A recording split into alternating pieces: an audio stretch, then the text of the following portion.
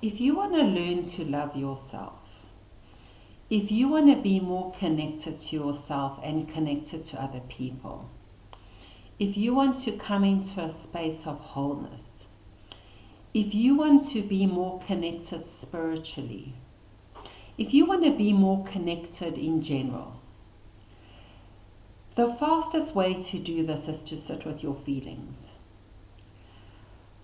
A lot of us learn to suppress our feelings when we were younger.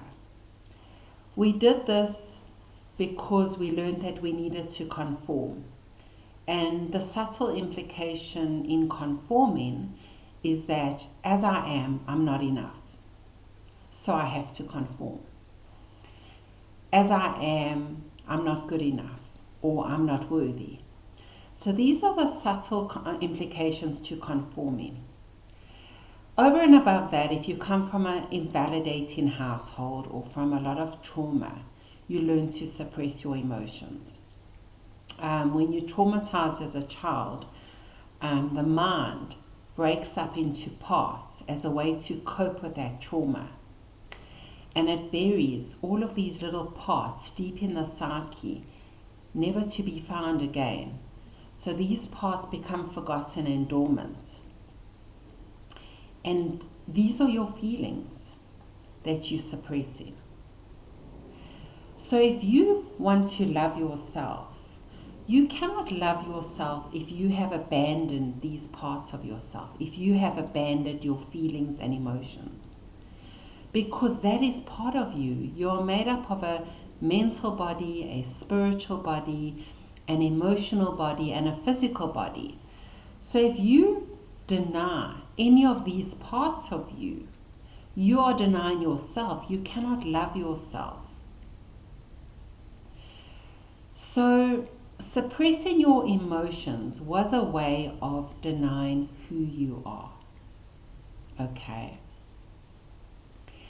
But if you want to become connected and you want to heal, the best way is when uncomfortable emotions arise, that you sit with them. You breathe them in. You accept them unconditionally. You feel them. And as you do this, they will dissipate. Because now you've given them your presence. They've been validated. And anything that's been validated and accepted, its role's been served and now it moves on. So that emotion is not always going to be with you. You're not always going to feel that uncomfortable emotion. The quicker you sit with it, the quicker it will go. But because we've suppressed so many emotions, there's layers. So once you sit with that one and it goes, another one might pop up, maybe anger. Anger is a cover emotion. It comes to protect you from feelings of powerlessness, hurt, helplessness, all of these emotions where you feel like you're in victim, like you can't do anything about your life. Anger comes to rescue you from that state, to take you into a more assertive stance so that you can feel more empowered. So sitting with your anger and being unconditional with it, as uncomfortable as it is, it will eventually pass. And then you might get another emotion, maybe sadness under that. You sit with that, it will pass. When you do this, your body comes into a space of wholeness. All these parts that have been divided and locked away in a cabinet for many years ago, all of those parts come back into your being and they become integrated. They knit together, they become amalgamated. So now you're coming into a space of wholeness. You're accepting all these parts of yourself. And what happens is the mental chatter quietens because now you've solved the problem. The reason why you think so much or you overthink or you try so hard is you're trying to keep these emotions at bay because they've become the enemy. Because in order to express them would be would mean that you won't fit in, that you won't belong, that you're going to be rejected. So you keep them hidden far away so that you can be accepted. So now as an adult, you are on autopilot, thinking the same way subconsciously.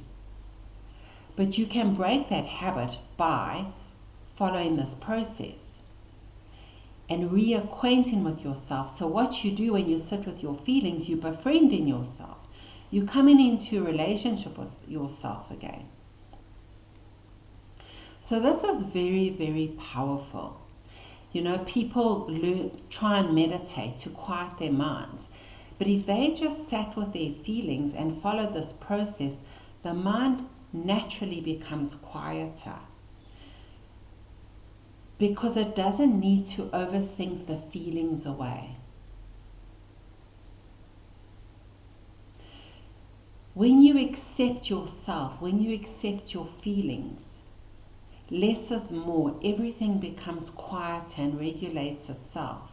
When you sit with your feelings, a higher intelligence elicits and guides you into the right course of action.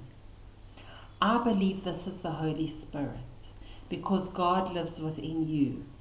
So when you connect with yourself by sitting with your feelings, you can hear the voice of God. And the voice of God guides you into right action in a way that's going to resolve that problem and take you into a higher level of being where you've now moved on and you've moved forward. So you've transcended that experience. The more you can do this, the more powerful you can become as an individual, the more magnetic, not in an arrogant way, in a way where you are empowered, in a way where you learn to listen to the voice within. You're no longer running from that voice. You're no longer running from your feelings. Your feelings are a guidance system. They are the compass of who you are, where you're headed. And when you follow them, you are in alignment with who you truly are. So it's very powerful. Notice the sensations in your body. When feelings arise, notice physically where that's coming from. Is there a pit in your stomach? Is there tension in your gut? Are you breathing in a shallow way? You know, notice everything become aware, become curious about yourself, get to know yourself, the emotional aspect of you. Learn to befriend it, you know, learn to get to know it as you would a partner, as you would a child. Learn to understand it, you know, and learn to love yourself, set yourself free in this way and come back into wholeness. I hope this video helped you.